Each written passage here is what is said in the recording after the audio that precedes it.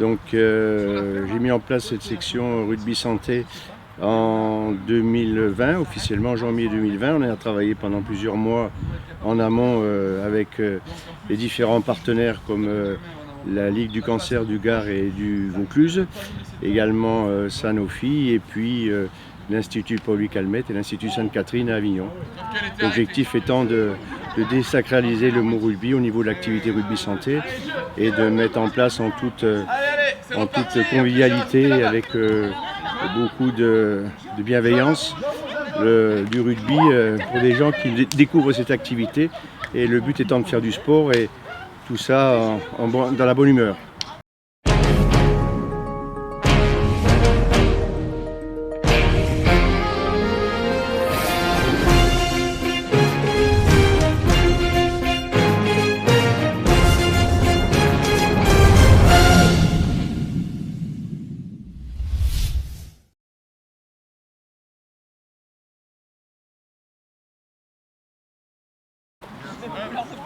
Le ballon ne touche pas le sol. Le ballon ne touche pas la poitrine. Donc j'ai la chance d'encadrer cette catégorie depuis bientôt 4 ans. On se retrouve tous les lundis matins sur le pré de Pagès lorsqu'il fait beau, à partir de 10h30 pour le petit café d'accueil et de 11h à midi pour la séance rugby santé en toute bienveillance et convivialité. Les jours moins beaux de météo, on a la chance de pouvoir être hébergé au Forum des Angles, au gymnase. Ça nous permet d'être à l'abri en cas d'intempéries. Et on profite de toutes les infrastructures que la mairie met gracieusement à notre disposition.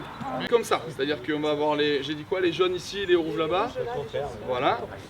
Mais on va le faire sur 2 terrains. C'est-à-dire qu'on va avoir un premier terrain ici, ligne de touche, plot bleu. L'autre ligne de touche, c'est là où il y a les plots rouges.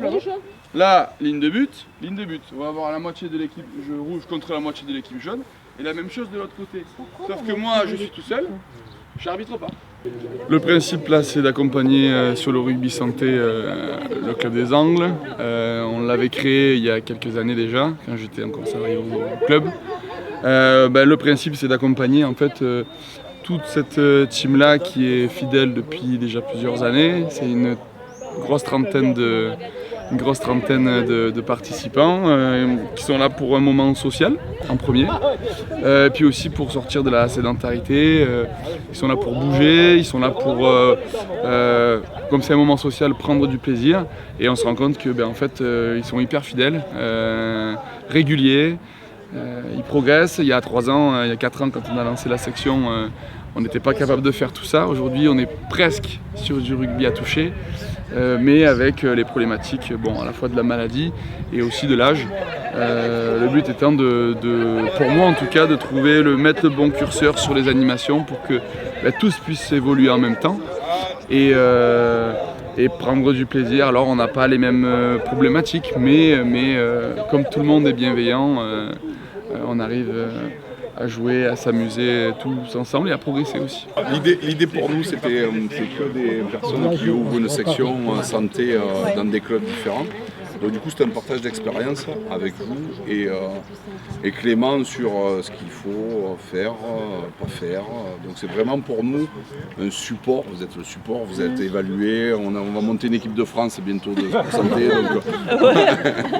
Aujourd'hui, on organisait une rencontre entre les éducateurs qui interviennent dans les sections de sport santé pour avoir un moment d'échange et de partage. Du coup, j'ai organisé ça avec le BP de la Ligue Occitanie qui est monté par l'IREF là. Et donc c'était organisé pour avoir de l'échange et pour entre guillemets partager des fonctionnements différents dans les différentes sections. Juju, viens, Juju, viens ici, viens. Là, stop.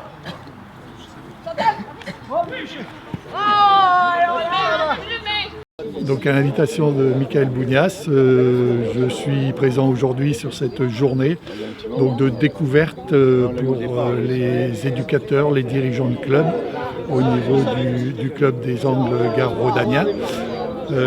Donc en tant que conseiller technique national, je viens participer aux échanges Donc tout à l'heure on a vu l'activité avec la section santé des Angles Gare Rodaniens, et donc on a discuté avec les participants, donc les participants sur le terrain, donc les joueurs et joueuses de la section santé, avec les éducateurs et les BPGEPS aussi présents aujourd'hui, afin qu'ils découvrent et qu'ils sachent un peu ce qu'on met au niveau de la Fédération française de rugby derrière le mot rugby santé.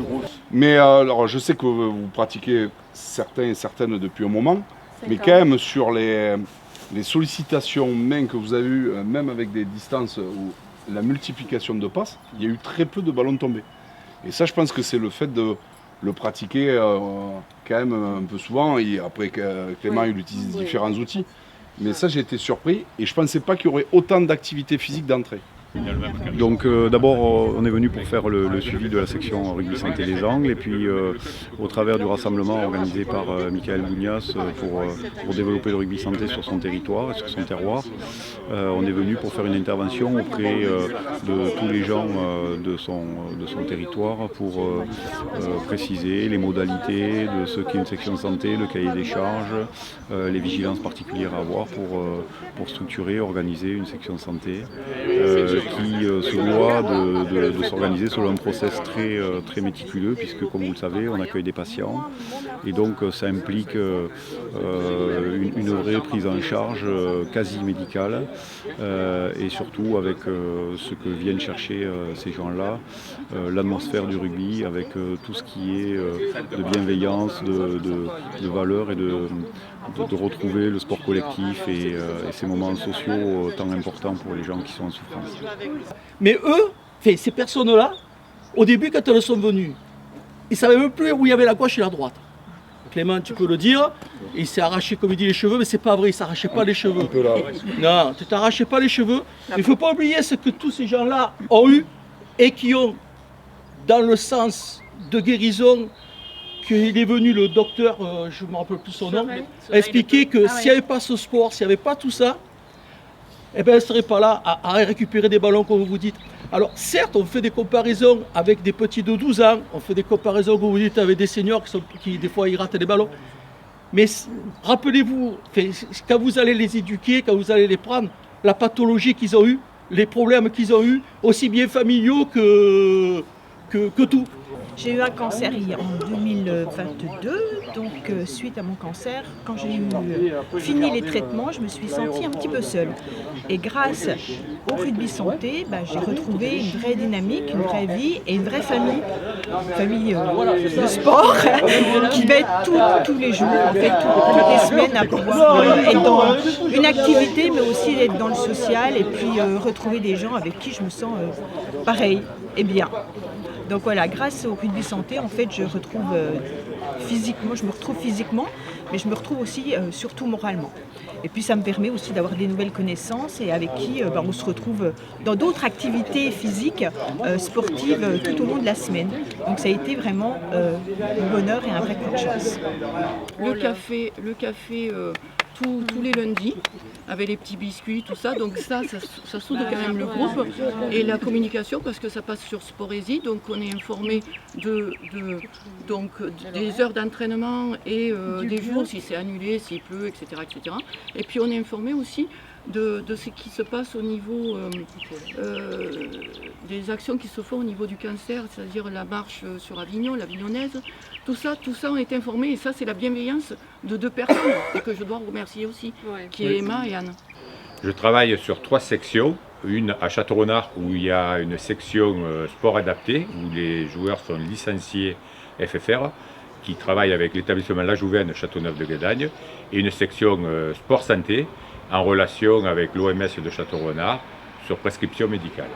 Une section sur Nove où c'est une section uniquement sport santé sur prescription médicale, et une section à Cavaillon où c'est du sport adapté avec 2 établissements, l'APUI de Cavaillon et le foyer de la Jouvaine de Robion. Il y a une phrase importante, c'est le jeu ne doit pas dépasser l'enjeu, voilà c'est dit. En fait, qu'on soit tous en capacité mesurer l'engagement physique. Tu parlais d'engagement physique et du coup ça me fait penser. On a envie de donner plus, on pense qu'on a retrouvé ses jambes de 20 ans. Des fois ça gêne pas, hein, mais des fois ça pose problème. Et c'est pas facile de créer des situations qui, je vous avoue que je serre les fesses un peu souvent quand même. Le but étant d'arriver à ce que chacun puisse sortir de son confort pour s'améliorer, se développer. Et souvent, dans une situation interpénétrée, comme dit, il y a du trafic. Et le risque du trafic, c'est générer justement des chutes, parfois toutes seules, hein, parce que on a eu des cas hein, où les gens se sont fait mal. Souvent, ils sont pas mal en se rentrant dedans. Hein.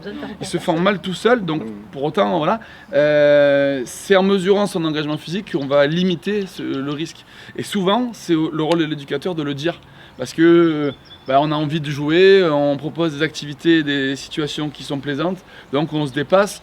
Oh là, doucement, tranquille, on redescend, on ne va pas lutter pour un ballon, il n'y a rien à gagner après. Donc on ne sera pas champion du monde ce soir, ni demain, c'est pas notre rôle de l'être.